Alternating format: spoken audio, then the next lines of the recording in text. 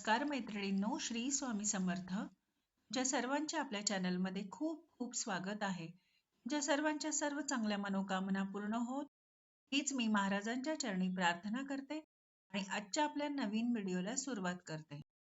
तर आजचा आपला नवीन विषय असा आहे की मार्गशीर्ष महिना आता आपला संपत आला आहे आणि 11 जानेवारी रोजी गुरुवार पण आहे, अमावस्या आहे, मार्गशीर्ष महिना आहे. सगळे काही शुभ योग जुळून येत आहे.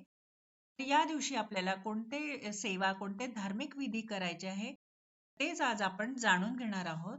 अमावस्येचा दिवस हा पितरांचे आशीर्वाद घेणे आणि त्यांना प्रसन्न करणे यासाठी महत्वाचा मानला जातो. पितरांच्या आशीर्वादाने पितृदोषापासून मुक्ती मिळाल्यास व्यक्तीच्या जीवनात प्रगती होते आणि पैसा, संपत्ती, संतती आणि सर्व प्रकारच्या सुख सुविधा व्यक्तीला मिळत असतात. अमावस्येच्या दिवशी पितरांना नैवेद्य दाखवण्याचे विशेष असे महत्व आहे आणि या दिवशी आपण पवित्र नदी किंवा जलाशय, तलाव या ठिकाणी आपल्याला स्नान करावे आणि ते शक्य नसेल तर घरीच आपण गंगाजल आणि त्यासोबत आपल्याला स्नान करताना आंघोळीच्या पाण्यामध्ये पंचगव्य प्रत्येक अमावस्येच्या दिवशी टाकायचे आहे आणि त्याच्याने स्नान करायचे आहे.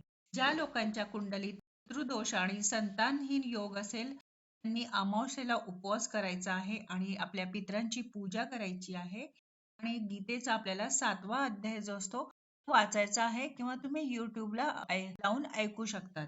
यामुळे आपले पितृ संतुष्ट होऊन आपल्याला आशीर्वाद देत असतात. आणि या दिवशी आपल्याला पिंपळाच्या झाडाखाली मोहरीच्या तेलाचा दिवा लावायचा आहे आणि तिथे बसून आपल्याला पितृसुक्त वाचायचे आहे.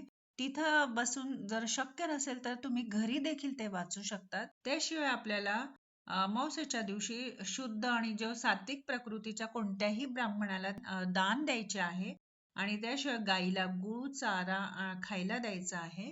पौराणिक मान्यतेनुसार पितृसुक्ताचे पठण केल्याने अतृप्त पितरांना आपल्याला शांती मिळत असते आणि आपल्या जीवनातील दुःखांचा अंत होतो. अमावस्या आणि पौर्णिमेच्या दिवशी देखील पितृसुक्त पठण करू शकतात. याशिवाय पितृपक्षातही आपल्याला रोज 15 दिवस याचे पठण करायचे असते. जर तुम्हाला पितृदोषाचा त्रास होतच असेल तर तुम्ही दररोज देखील याचे पठण करू शकता. आणि पितरांच्या शांतीसाठी अमावस्याचे व्रत केल्याने केवळ पितरच नव्हे तर ब्रह्मा, इंद्र, सूर्य, अग्नी, वायू, ऋषी आणि पक्षी यांच्यासह भूतही तृप्त आणि आनंदी होतात. आणि त्यामुळे अमावस्येच्या दिवशी सर्व नियमांचे पालन केल्याने सर्व प्रकारच्या ऋणातून आपल्याला मुक्ती मिळत असते आणि माणसाच्या सर्व मनोकामना पूर्ण होत असतात. तसेच अमावस्येच्या दिवशी आपल्याला कोणत्याही झाडांची फुले किंवा फांद्यांना हात लावायचा नाही किंवा तोडायचे नाहीये. तर असे केल्याने असे सांगतात की ब्रह्महत्येचा आपल्यावर दोष लागतो आणि त्यासाठी आपल्याला आता उद्या म्हणजे गुरुवारी आपल्याला महालक्ष्मी मातेचा ज्या पूजेसाठी लागणाऱ्या ज्या फुलांचे फुले आहेत किंवा डाळे आहेत आपल्याला आधीच तोडून ठेवायचे आहे.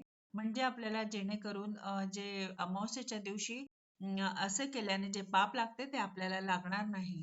आणि अमावस्येच्या दिवशी आपण जे हळदीचे लेपन करत असतो उंबरठ्यावर तर ते करताना आधी आपल्याला हे लेपन तयार करून ती वाटी हातात घ्यायची आहे आणि त्यावर आपल्याला 11 वेळा कालभैरव अष्टक स्तोत्र आणि 1 वेळेस वल्गा सुक्त स्तोत्र आणि त्याशिवाय श्री स्वामी समर्थ जप 1 माळ आपल्याला असे बोलून घ्यायचे आहे आणि त्यानंतर मग ही सेवा करून झाल्यावर मग ते लेपन आपल्याला उंबरठ्यावर करायचे असते. असे केल्याने आपल्या घराचे संरक्षण होत असते. असे तुम्ही प्रत्येक अमावस्याला करू शकता. आणि अमावस्येच्या दिवशी आणखी एक महत्वाचं करण्यासारखं काम म्हणजे आपल्याला या दिवशी खडे मीठ नसेल तर जे आपल्या नेहमीप्रमाणे जे मीठ आणतो ते मीठ किंवा धणे आणि गूळ वाटलं तर फक्त 5-5 रुपयाचे आणा तुम्ही. ते खरेदी करून आणायचे आपल्याला या दिवशी. त्याशिवाय आणि आपण अमावस्येच्या दिवशी आणखी एक करण्यासारखं म्हणजे आपण दिवाळीच्या अमावस्येला ज्याप्रमाणे दिवे लावतो म्हणजे ज्या पणत्या लावत असतो समजा आमच्याकडे तर 16 पणत्या लावत असतात. तुमच्याकडे जर 15 लावत असतील 15 किंवा 16 लावायच्या असतात. तर अशा प्रकारच्या आपल्याला कोऱ्याच पणत्या आणायच्या आहेत त्या दिवशी. म्हणजे एक दिवस आधीच त्या आणून ठेवा आणि त्यानंतर मग तेच दिवे आपल्याला अशाच प्रकारे जसे आपण दिवाळीला लावतो त्याचप्रमाणे दिवे आपल्याला 16 दिवे त्या दिवशी लावायचे आहे. आणि जसे आपण दिवाळीच्या दिवशी पूर्ण घराच्या समोर देवाला तसेच देवाजवळ, माठाजवळ, तसेच मंदिरामध्ये आणि घरासमोर असे पूर्ण 16 दिवे आपल्याला जसे दिवाळीला लावतो तसे आपल्याला लावायचे आहे. हे काम आपल्याला प्रत्येक अमावस्येच्या दिवशी करायचे आहे. तुम्ही नक्की करा. म्हणजे तुमचा इतका भाग्योदय होईल तुम्हाला वाटणार, तुम्ही विचार देखील केला नसेल अशा प्रकारे तुम्ही नक्की करून बघा. हे दर अमावस्येला करा. दिवे मात्र आपल्याला दर अमावस्येला नवीन घ्यायचे आहे. जुने दिवे आपल्याला वापरायचे नाहीये. त्याशिवाय या दिवशी आपल्याला सप्तधान्य घ्यायचे आहे. तुम्ही किती घ्या, ते 1 वाटी किंवा अर्धी वाटी किती घेऊ शकतात. आणि हे सप्तधान्य जे आहे एका स्टीलच्या डब्यामध्ये किंवा लोखंडाच्या डब्यामध्ये ठेवायचे आहे. हे लक्षात ठेवायचे की स्टीलचा आणि लोखंडाचाच डबा पाहिजे. दुसरा प्लास्टिकचा घेतला किंवा असंच ठेवला असंच नाही चालणार. आणि त्याच्यावर आपल्याला त्या डब्यावर मोहरीच्या तेलाचा दिवा आपल्याला लावायचा आहे आणि तो तसाच आपल्याला लावून असं हे काम आपल्याला रात्री झोपण्याच्या आधी करायचं आहे. आणि तशा प्रकारे तो दिवा जेवढा वेळ चालेल तेवढा चालू द्यायचा आहे. त्यानंतर मग दुसऱ्या दिवशी सकाळी आपल्याला जे डब्यामध्ये सप्तधान्य आहे आपल्याला रस्त्यावर एखाद्या ठिकाणी टाकून द्यायचे आहे. तर ते कोणीही खाऊ शकतं. त्याला गाय, कुत्रा कोणी खाऊ शकेल. त्याला काही बंधन नाही.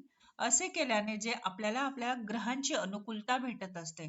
जे आपल्याला या अशामुळे आपली जी कामे अडकली असतात, मार्गी लागण्यास मदत होते. हे काम देखील तुम्ही नक्की करू शकता. अगदी लहानशा माहितीसोबत आजचा व्हिडिओ इथंच थांबवते आणि झालेली सेवा महाराजांच्या चरणी रुजू करते.